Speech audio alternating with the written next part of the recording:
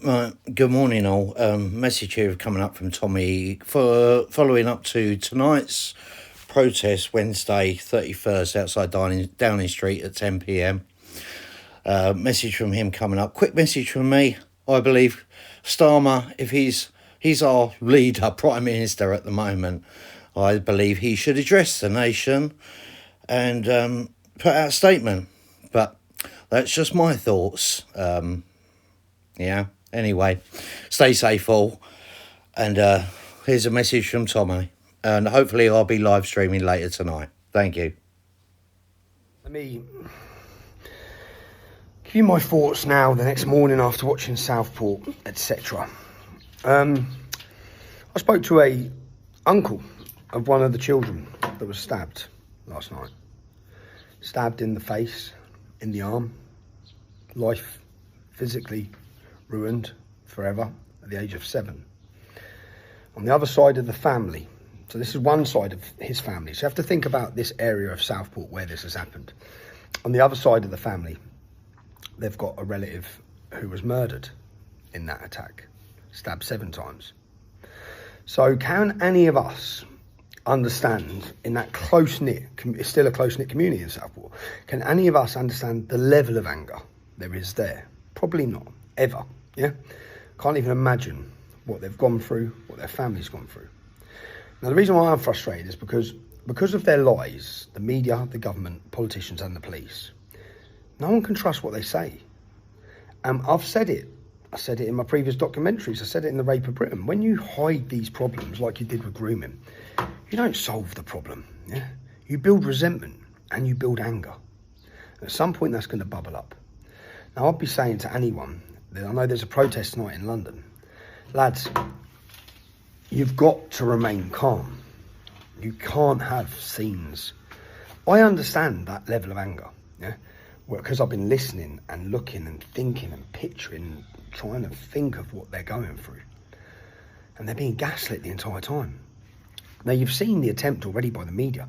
They blamed last night, not on an angry community, but on the English Defence League, which ended 10 years ago as an organisation. There is no English Defence League. Yeah? There hasn't been for over a decade. Right? Again, gaslighting the public. They'll build a bogeyman, they'll build a figure, they'll build a group. Oh, it's these bad people. No, it's the British public who are fucking sick to death of what's happening to their country. They're terrified. And every time they try to have a voice about it, ever. Look at our events in London, totally peaceful, totally calm, didn't matter. We were under attack by the media and politicians, by all of them. As far-right, racist, hooligans, all these things. Where do you drive people? Where are they driving people? They're not, no one's come out and said, right, we're going to relay some of your fears. Okay, 4.5 million people voted for a party called Reform who want to stop the boats. We're going to stop the boats. No, they're going to speed them up. You're giving those people light. No one's getting light at the end of the tunnel. Everyone's scared. It's literally terrified for their children, their futures and their country.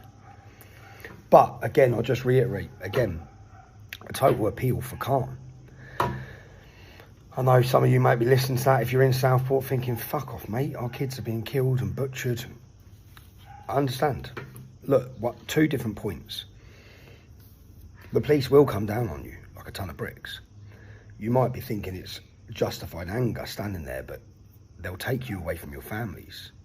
You're going to be put in prison as a far-right racist. Yeah? Then you've got to face all those problems. So just saying to the lads, look, I get the anger, yeah?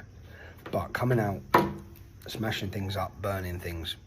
The problem is, for me to say it doesn't work, the Romany gypsy family were giving back their child, even though they're probably shit parents who put their kids in harm's way. English parents would have their kids taken off them. They get their kids back because they rioted and threatened another big riot. As we've seen with the Muslims violently beat the shit out of armed response police officers, battered them, breaking a woman's nose. They don't get prosecuted, lack of evidence, because the Muslims threatened to riot. So unfortunately, this is on you to the police, and this is on the scenes last night are also on you to the government. Your cowardice and your weakness. But again, so lads, if there are any future demonstrations up there, try to remain calm, try and hold. And again, people watching these scenes, imagine how quickly they're all there, they're all upset, they're all angry, they're devastated, their hearts are broken, And then they find out another bloke's turned up with a balaclava and knife in their town. Another man has come into their town with a balaclava and knife. Now that word would have spread quickly around that community. The anger's boiled over. But just an appeal for calm, man. Anyone going to London tonight?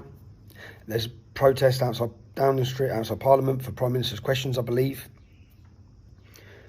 Try and bring the numbers, bring the noise, but don't bring any violence, man. So, peace, love. Our country is in the gutter. We ain't going to win it back by throwing a few rocks at coppers. That's my belief, yeah. We win it back by winning the hearts and minds of the public around the whole entire country and awakening them. There's lots of people are now awake that weren't awake. Lots of people waking up. I know that by my messages every single day. Don't give them the excuse they need, the authorities, okay? Don't give them the headlines they want. Stay safe.